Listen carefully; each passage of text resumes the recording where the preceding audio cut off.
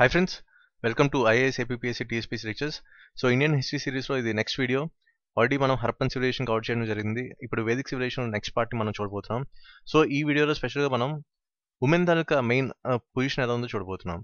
So women position ఎలా change అవుతూ వచ్చింది, అర్లీ వేదిక్ పీరియడ్ ఎలా ఉంది, ఆ లేటర్ వేదిక్ పీరియడ్ ఎలా ఉంది అనేది మెయిన్గా ఇక్కడ ఫోకస్ చేయాలి. చాలామంది ఆ మెటీరియల్ అడుగుతున్నారు, అంటే నా పర్సనల్ నోట్స్ ఏదైతే నేను చదివానో సివిల్ సర్వీస్కి అది ఆల్మోస్ట్ 100% సక్సెస్ రేట్ కనిపించింది బోత్ యూపీఎస్సీ ప్రిలిమ్స్ అండ్ మెయిన్స్లో. సో అది ఇప్పుడు ప్రిలిమ్స్లో ఎవరైతే ప్రిపేర్ అవుతున్నారో సివిల్ సర్వీస్కి వాళ్ళకి ఈ మెటీరియల్ అనేది బాగా హెల్ప్ అవుతుంది. అలాగే గ్రూప్స్కి ఈ మధ్యన సిలబస్ ప్రకారం చూసుకుంటే history and cultural heritage of ఇండియాని ఇవ్వడం జరిగింది. సో కంపల్సరీ ప్రస్తుతానికి మోడర్న్ హిస్టరీ, మిడియల్ హిస్టరీ ఇంకా నేను అప్డేట్ చేయలేదు దాన్ని. సో ప్రస్తుతానికి ఇక్కడ ఏన్షియన్ హిస్టరీ అలాగే ఇండియన్ ఆర్ట్ అండ్ కల్చర్ మొత్తం సిలబస్ అంతా కవర్ చేయడం జరిగింది. సో పర్సనల్గా నేను రికమెండ్ చేస్తుందంటే ఎవరైతే గ్రూప్ 1 గ్రూప్ 2 ప్రిపేర్ అవుతున్నారో వాళ్ళకి మెటీరియల్ అనేది బాగా హెల్ప్ అవుతుంది. సో నేను పర్సనల్గా మీకు చెప్తున్న పాయింట్ ఏంటంటే దయచేసి ఈ మెటీరియల్ చదవండి. మీకు కంపల్సరీ అందరికన్నా మీకు ఎక్స్ట్రా మార్క్స్ రావడానికి 100% ఛాన్సెస్ ఉన్నాయి.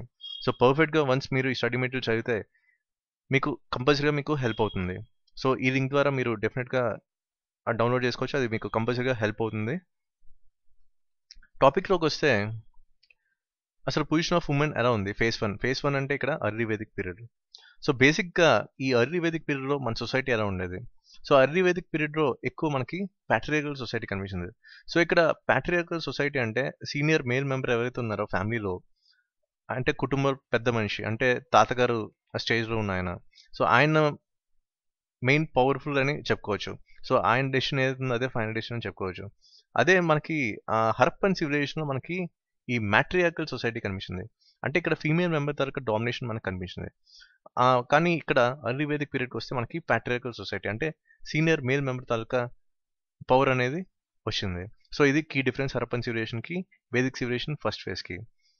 సో ఇక్కడ ప్యాట్రియార్కల్ సొసైటీ అవడం వల్ల ఇన్ కేస్ ఎవరికైనా అమ్మాయి పుడితే చాలా కేరింగ్గా చూసుకునేవాళ్ళు. సో వాళ్ళకి కంప్లీట్ ఇండిపెండెన్స్ ఇచ్చారు, అలాగే కంప్లీట్ ఈక్వాలిటీ ఇచ్చారు, కంప్లీట్ ఫ్రీడమ్ ఇచ్చారు.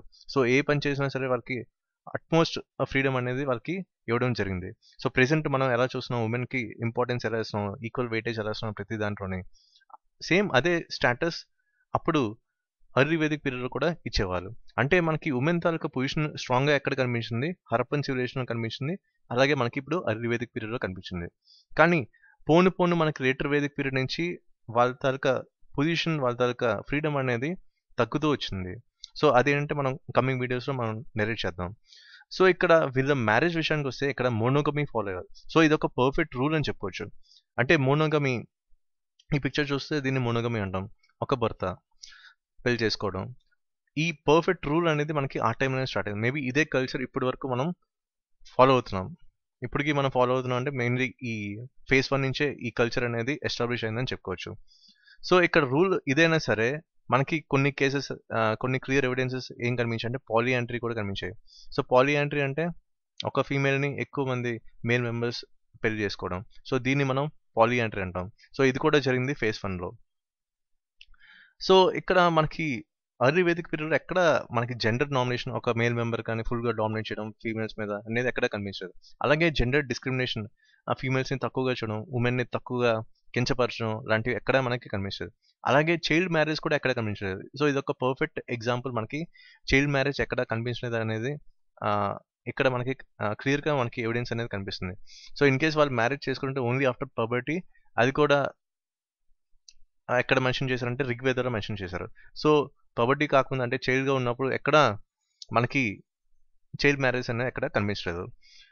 అలాగే ఎడ్యుకేషన్ వైజ్ వస్తే మేల్కి ఎంత ఇంపార్టెన్స్ ఇచ్చారో ఫీమేల్ కూడా అంతే ఇంపార్టెన్స్ ఇచ్చారు. సో ఇద్దరికి ఈక్వల్ రైట్స్, ఈక్వల్ ఎడ్యుకేషన్ అనేది దొరికేది.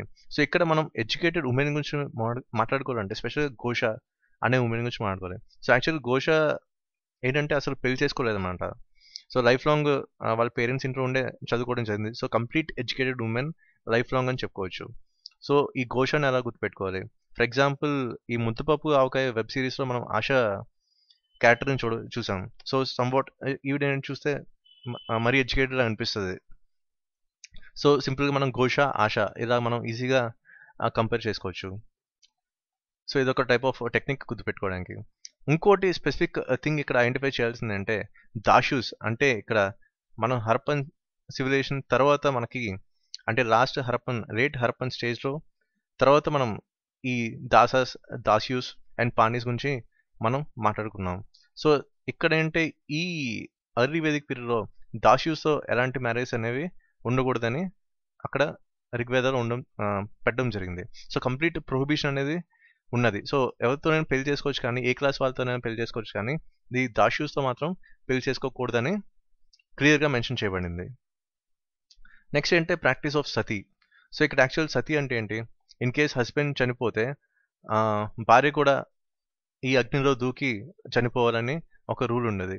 సో కానీ మనకి ఇక్కడ సతీ అనేది ఋగ్వేదాలు మెన్షన్ చేశారు కానీ ఎక్కడ ప్రాక్టికల్గా ఎక్కడ మనకి చూడలేదు, ఆ ఎవిడెన్స్ అనేది ఎక్కడ కనిపించలేదు. సో ఋగ్వేదాలో ఓన్లీ మెన్షన్ చేయబడింది కానీ సతీ అనే ప్రాక్టీస్ అనేది ఎక్కడ మనకి ఎర్లీ వేదిక్ పీరియడ్లో కనిపించలేదు. దీనికి ఇంకో అడిషనల్ ఫ్యూచర్ అంటే మ్యారేజ్కి ఆల్రెడీ మనం చూసిన చైల్డ్ మ్యారేజ్ అనేది లేవు. సో ఇంకోటి ఏంటి సతీ అనే ఫ్యూచర్ కూడా లేదు, ఈ ప్రాక్టీస్ అనేది లేదు. ఇంకోటి ఏంటంటే విడో మ్యారేజ్. దీన్ని సింపుల్గా మనం ఏంటంటే నియోగి అనొచ్చు. సో ఫర్ ఎగ్జాంపుల్ యోగి పిక్చర్నే తీసుకుందాం జస్ట్ మనం గుర్తుపెట్టుకోవడానికి. సో ఇక్కడ విడో మ్యారేజ్ అంటే ఇన్ కేస్ యోగి ఈయన పొరపాటున చనిపోయారు అనుకోండి, సో వైఫ్ అంటే యోగి తాలూకా వైఫ్ వాళ్ళ తమ్ముడు పెళ్లి చేసుకోవచ్చు అనమాట. సో దీన్ని మనం నియోగి అంటాం. సో సింపుల్గా మనం ఈ విజువల్ ఫామ్లో మనం ఈజీగా కంపేర్ చేసుకుంటే మనకి ఈజీగా గుర్తుంటుంది. ఇంకోటి ఇక్కడ ఋగ్వేదంలో మెన్షన్ చేసింది ఏంటంటే విరిగల్స్. సో విరిగల్స్ ఏంటంటే యాక్చువల్గా ఆర్యన్స్, బేసికల్గా ఆర్యన్స్ ఏంటంటే war type of people. So వార్ఫేర్కి ఎక్కువ ఇంట్రెస్ట్ ఉండేది వాళ్ళకి. అప్పుడు ఈ ఇంటర్నల్ వార్స్ అప్పుడు కొంతమంది సోల్జర్స్ చనిపోవడం జరిగింది. సో ఆ సోల్జర్స్ చనిపోయినప్పుడు వాళ్ళ అస్థికల మీద ఈ టైప్ ఆఫ్ స్టోన్స్ బిల్డప్ చేసేవాళ్ళు. సో స్పెషల్గా మనకి ఈ సదరన్ పార్ట్లో కర్ణాటక అండ్ ఆంధ్రప్రదేశ్లో కనిపించింది. మేబీ అప్పుడు వచ్చిన ఆర్యన్స్ ఇక్కడ నార్త్ వెస్ట్ పార్ట్లో ఆల్రెడీ సెటిల్ అయిన హరప్పన్స్ ఎవరైతే ఉన్నా అంటే లేట్ హరప్పన్ స్టేజ్లో వాళ్ళతో కాన్ఫ్లిక్ట్ అవడం వల్ల ఈ హరప్పన్స్ ఎక్కడైతే ఎవరైతే ఉన్నారో నార్త్ వెస్ట్ పార్ట్లో వీళ్ళు సౌత్కి మూవ్ అవడం జరిగింది. సో మేబీ ఈ ఇంటర్నల్ కాన్ఫ్లిక్ట్స్ కానీ వాళ్ళకి వీళ్ళకి యుద్ధాలు జరిగి ఉండొచ్చు. మేబీ ఆ టైంలో ఈ కర్ణాటక అండ్ ఆంధ్రప్రదేశ్లో మనకి ఈ విరిగల్స్ అనేవి కనిపించినాయి. సో స్పెషల్గా సింపుల్గా చెప్పాలంటే సోల్జర్స్ ఎవరైతే చనిపోయారో వాళ్ళ డెడ్ బాడీ మీద ఇలాంటి టైప్ ఆఫ్ స్టోన్స్ అనేది కట్టారు. అది మనకి ఈ ఎర్లీ వేదిక్ పీరియడ్లో మనకి కనిపించింది. నెక్స్ట్ ఉమెన్ తాలూకా పొజిషన్ ఫేజ్ 2 అంటే లేటర్ వేదిక్ పీరియడ్లో ఎలా ఉంది. సో ఇక్కడ ఏంటంటే మనకి ఈ ఫస్ట్ ఫేజ్లో చూసుకుంటే కంప్లీట్ ఇండిపెండెన్స్, ఈక్వాలిటీ, ఫ్రీడమ్ అనేది ఇచ్చారు. అంటే ఉమెన్కి ఒక రెస్పెక్టబుల్ పొజిషన్ ఉంది సొసైటీలో. కానీ ఇక్కడ ఏంటంటే వాళ్ళ డిగ్నిటీ మొత్తం పోయిందనమాట. సో కంప్లీట్ ఆపోజిట్ థింగ్స్ అనేవి మనకి ఫేజ్ 2లో జరిగినాయి. అలాగే వాళ్ళకి అప్పుడు ఈక్వల్ రైట్స్ అనేవి ఇచ్చేవాళ్ళు. కానీ ఇక్కడ వాళ్ళ తరక మెయిన్ రైట్స్ అనేవి తీసేశారనమాట. కంప్లీట్ సపరేషన్ అనేది మనకి కనిపించింది ఫేజ్ 2లో. సో ఇంతకుముందు చూస్తే మనకి ఈ ఫేజ్ 1లో ఎక్కడ మనకి చైల్డ్ మ్యారేజ్ లేవు. సో మ్యారేజ్ ఎప్పుడు జరిగేవి ఆఫ్టర్ పవర్టీ అనమాట. కానీ ఇక్కడ మనకి ఈ ఫేజ్ 2లో కంప్లీట్ ఆపోజిట్ థింగ్ అంటే చైల్డ్ మ్యారేజ్ అనేవి జరిగినాయి. అలాగే ప్రాక్టీస్ ఆఫ్ సతీ కూడా కంపల్సరీ అయిపోయింది. ఇంతకుముందు చూస్తే అది ఓన్లీ మనకి ఋగ్వేదంలో మాత్రమే మెన్షన్ చేశారు కానీ ఆ ప్రాక్టీస్ అనేది ఎక్కడా లేదు. కానీ ఈ ఫేజ్ 2లో ఇది కంపల్సరీ అయిపోయింది. అందుకని చెప్పి మనకి ఎక్కడ ఈ విడో మ్యారేజ్ అనేవి ఎక్కడా కనిపించలేదు. ఇంకోటి స్పెషల్ థింగ్ ఏంటంటే పాలిగనీ. సో పాలిగనీ అంటే ఇక్కడ మనం చూసుకుంటే ఒక మేల్ మెంబర్ ఇద్దరు ఫీమేల్స్ని పెళ్లి చేసుకోవచ్చు. సో ఇది పాలిగనీ అంటే. సో ఇలాంటి ప్రాక్టీస్ కూడా మనకి కనిపించింది ఫేజ్ 2లో. అలాగే జెండర్ ఇన్ఈక్వాలిటీ అనేది పెరిగిపోయింది. ఎంతమంది అంటే ఫీమేల్ అయినా సరే మేల్ అయినా సరే ఒకలాగే చూసేవారు. సో కంప్లీట్ ఈక్వల్ వెయిటేజ్ అనేది ఇచ్చేవారు. కానీ ఇక్కడ చూసుకుంటే కంప్లీట్ వాళ్ళ డిగ్నిటీ పోయింది, వాళ్ళ రైట్స్ పోయాయి. సో జెండర్ డిస్క్రిమినేషన్ అనేది స్టార్ట్ అయిందని చెప్పుకోవచ్చు. సో అలాగే ఇన్ కేసు మన ఫస్ట్ ఫేజ్లో చూసుకుంటే ఒక అమ్మాయి పుడితే చాలా కేరింగ్గా చూసుకునే వాళ్ళు, ఒక రెస్పెక్టబుల్ పొజిషన్ ఇచ్చేవాళ్ళు సొసైటీలో. కానీ ఇక్కడ ఇన్ కేస్ ఒక పాప కానీ పుడితే అది ఒక పెద్ద నేరం కింద కన్సిడర్ చేసేవాళ్ళేమో. అదేంటి కంప్లీట్ యాక్సెప్ట్ చేసేవాళ్ళు కాదు. సో ఇదేంటంటే ఈ ప్రాక్టీస్ అనేది మేబీ అక్కడి నుంచి మనకి ఇప్పటి వరకు కూడా మనకు కనిపిస్తుంది. ఫర్ ఎగ్జాంపుల్ ఇది చూసుకుంటే 20 yearsలో 10 million గర్ల్స్ అనేవాళ్ళు చనిపోయినట్టు మనకి ఒక రిపోర్ట్ అనేది ఉంది. సో మేబీ ఆ లేటర్ వేదిక్ పీరియడ్ నుంచి ఇప్పటి వరకు ఆ ప్రాక్టీస్ అనేది వస్తూ వచ్చింది. మేబీ గర్ల్కి ఇప్పటికీ కూడా కొన్ని ఏరియాస్లో గర్ల్స్కి వెయిటేజ్ ఇవ్వడం లేదు అసలు. సో 18 ఏళ్ళు రాగానే పెళ్లి చేసేయడం జరుగుతుంది. వాళ్ళ ఎడ్యుకేషన్కి కంప్లీట్ ఫ్రీడమ్ ఇవ్వట్లేదు. నెక్స్ట్ జాబ్స్ కూడా కంప్లీట్ ఫ్రీడమ్ ఇవ్వట్లేదు. సో ఇలాగా ఫీమేల్స్కి తక్కువ వెయిటేజ్ ఇప్పటికీ మనం ఇంటర్నల్గా చూస్తున్నాం, ఎక్స్టర్నల్గా మనకు కనిపించలేకపోయినా ఇంటర్నల్గా మనం చూస్తున్నాం. సో ఇంకోటి ఏంటి, ఇక్కడ ఉపనయన సెరమనీస్ ఏవైతే ఉన్నాయో అవి గర్ల్స్కి ఇచ్చేవాళ్ళు కాదన్నమాట ఆపర్చునిటీస్. అలాగే ఎడ్యుకేషన్, మనకి ఎడ్యుకేటెడ్ ఉమెన్ చూసాం. ఫర్ ఎగ్జాంపుల్ లాస్ట్ స్లైడ్లో మనం ఉమెన్ స్కాలర్ ఎవరు, ఘోష. సో అక్కడ ఏంటంటే ఎడ్యుకేటెడ్ ఉమెన్ ఎడ్యుకేషన్కి ఎక్కువ వెయిటేజ్ ఇచ్చేవాళ్ళు, ఈక్వల్ రైట్స్ ఇచ్చేవాళ్ళు. కానీ ఇక్కడ ఏంటి ఎడ్యుకేషన్ కంప్లీట్ రైట్స్ అనేవి తీసేశారు. అసలు ఉమెన్ చదువుకోకూడదనే ప్రాక్టీస్ అనేది ఎక్కువ వచ్చేసింది. సో మేబీ ఇప్పటికీ కూడా కొన్ని ఏరియాస్లో ఉమెన్ చదువుకోకూడదు, కొన్ని రిలీజియన్స్లో ఉమెన్ చదువుకోకూడదు అనేది ఉంది. మేబీ ఆ ప్రాక్టీస్ అనేది కూడా ఇక్కడి నుంచే రావడం జరిగింది. కానీ స్పెషల్గా లేటర్ వేదిక పీరియడ్లో కొంతమంది ఎడ్యుకేటెడ్ ఉమెన్ కనిపించారు. For example Gargi, Maitreyi, Katyayani. So వీళ్ళ ముగ్గురు గురించి మనం ఎక్కువ డిస్కస్ చేసుకునే అవసరం లేదు, జస్ట్ తెలుసుకోవడం వరకు సరిపోతుంది. అంటే ఇక్కడ ఎడ్యుకేషన్ వెయిటేజ్ తక్కువ ఉన్నా సరే, ఆ రైట్స్ డినై చేసినా సరే, ఈ ఎడ్యుకేటెడ్ ఉమెన్గా కొంతమంది కనిపించింది ఎవరంటే గర్గి, మైత్రేయి అండ్ కాత్యాయని. అలాగే ఇంతకుముందు ఫస్ట్ ఫేజ్లో మనకి ఉమెన్ కొన్ని సెరమనీస్కి, కొన్ని విలేజ్ అసెంబ్లీస్కి హాజరవడం అనే ఫీచర్ అనేది ఉంది. కానీ ఇక్కడ ఈ లేటర్ వేదిక పీరియడ్లో విలేజ్ అసెంబ్లీస్ కానీ, డిస్కషన్స్ కానీ, వాళ్ళు పార్టిసిపేట్ చేయడం కానీ, వాళ్ళకి ఎలాంటి రైట్ కానీ ఇవ్వలేదన్నమాట.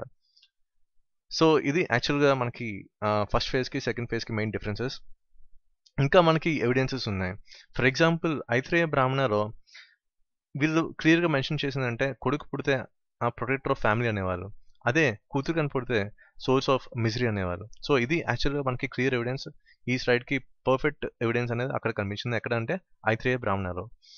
అలాగే మైత్రాయని సంహితలో ఇక్కడ 3 ఈవిల్స్ అని మెన్షన్ చేశారు. ఇక్కడ ఏంటి ఆ 3 ఈవిల్స్ అనేవి లిక్కర్, డైస్, ఉమెన్. సో ఉమెన్ని ఒక సోషల్ ఈవిల్ కింద చూసేవాళ్ళు.